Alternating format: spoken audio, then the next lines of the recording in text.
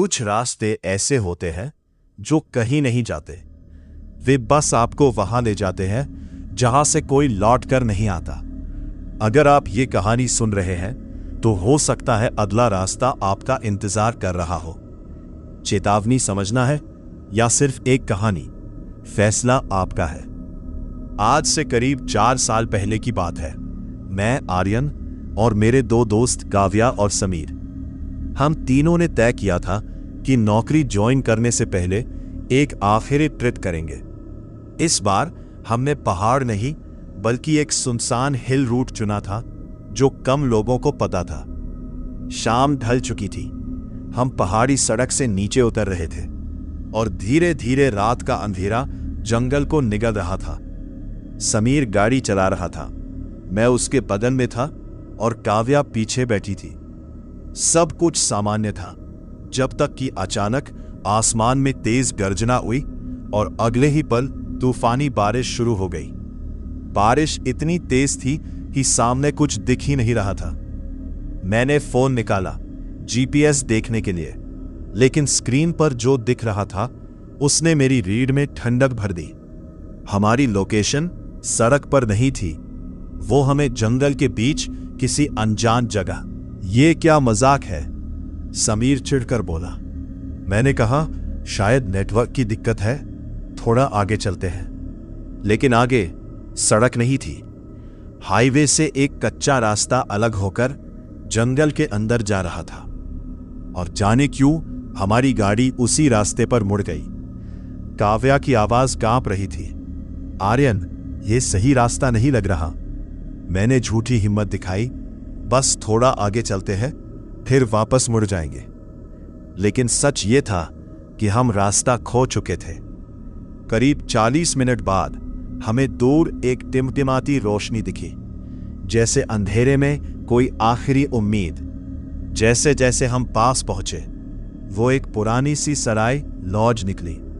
लकड़ी का टूटा बोर्ड जिस पर लिखा था रात विश्राम गृह कमरा 7। हमने राहत की सांस ली। समीर हंसकर बोला, कमरा 7 लकी नंबर होना चाहिए। लेकिन पता नहीं क्यों उस नंबर को देखकर मेरे दिल में अजीब सा डर बैठ गया। अंदर घुसे तो माहौल और भी अजीब था। एक लंबा हॉल, कुछ टूटी कुर्सियां और काउंटर के पीछे एक बूढ़ा आदमी। उसकी आंखें खाली थीं, जैसे वो हमें देख रहा। एक कमरा चाहिए, मैंने कहा। वो कुछ सेकंड तक चुप रहा, फिर बोला, रात बितानी है तो एक बात याद रखना। हम तीनों चुप। इस जगह रात में कोई अकेला नहीं रहता। उसकी बात सुनकर हम एक दूसरे को देखने लगे। समीर ने माहौल हल्का करने के लिए कहा, अंकल, हम 3 लोग हैं, अकेले नहीं हैं। बूढ़ा हल्का सा मुस्कुराया, यहां 3 लोग भी अकेले हो जाते हैं। उसने हमें चाबी दी कमरा नंबर 7। कमरा पुराना था, लेकिन अजीब बात यह थी कि अंदर एक दीवार पर एक बड़ी सी पेंटिंग लगी थी, एक लड़की की। काव्या ने जैसे ही उसे देखा वो जम गई। आर्यन, उसकी आवाज कांप रही थी, यह लड़की बिल्कुल मेरी जैसी क्यों दिख रही है? मैंने ध्यान से देखा, वो सिर्फ मिलती जुलती नहीं थी, वो हूबहू काव्या थी। वही चेहरा, वही आंखें, यहां तक कि उसके गाल पर छोटा सा तिल भी। मेरे मुंह से शब्द नहीं निकल रहे थे। तभी दरवाजा अपने आप बंद हो गया और कमरे की लाइट बुझ गई। अब हम अंधेरे में थे, सिर्फ बाहर बारिश की आवाज और अंदर हमारी तेज सांसें। और धीरे धीरे उस लड़की की आंखें हमारी तरफ घूम गई। काव्या चीख पड़ी। हम तीनों भागकर बाहर हॉल में आए, लेकिन वो बूढ़ा गायब था।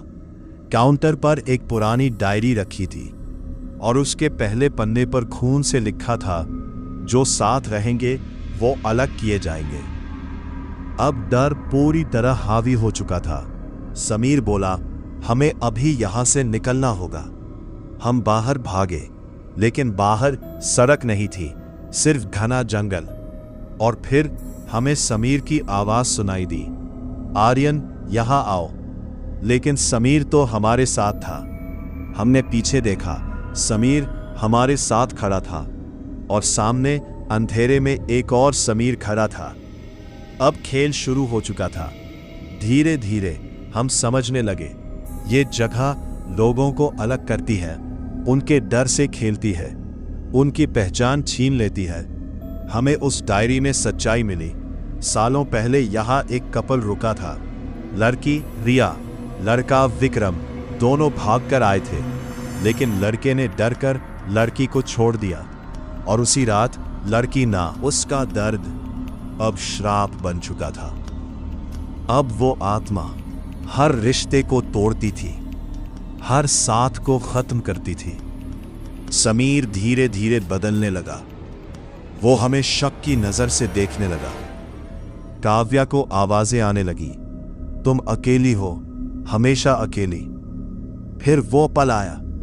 काव्या अचानक गायब हो गई। मैं उसे ढूंढते ढूंढते उस कमरे में पहुंचा, कमरा 7, और वहां वो पेंटिंग अब खाली थी और काव्या उस पेंटिंग के अंदर खड़ी थी। उसकी आंखें खाली थीं। वो बोली, अब मैं अकेली नहीं हूं। मैं समझ गया, अब अगला नंबर मेरा है। तभी मैंने फैसला लिया। मैंने समीर को धक्का दिया और खुद उस पेंटिंग के सामने खड़ा हो गया। अगर किसी को जाना है तो मैं जाऊंगा। जैसे ही मैंने ये कहा, दीवार खुल गई और अंधेरा मुझे निगल गया। सुबह पुलिस को एक सुनसान सड़क पर सिर्फ एक लड़का मिला, समीर। वो पागल हो चुका था, बस एक ही बात दोहरा रहा था, वो हमें अलग कर देता है। आप सोच रहे होंगे मैं ये कहानी कैसे बता रहा हूं, क्योंकि मैं गया नहीं, मैं यही हूं। अब मैं वही बूढ़ा आदमी हूं जो उस सराय में बैठा रहता है, हर रात नई गाड़ी का इंतजार करता हूं, और जब कोई पूछता है कमरा मिलेगा, तो मैं बस मुस्कुराकर कहता हूं, यहां कोई अकेला नहीं रहता। लेकिन सच तो यह है, यहां हर कोई आखिर में अकेला ही रह जाता है। अगर आप कभी सुनसान रास्ते पर कमरा 7 का बोर्ड देखें तो रुकना मत, क्योंकि इस बार शायद कहानी आपको ढूंढ रही हो।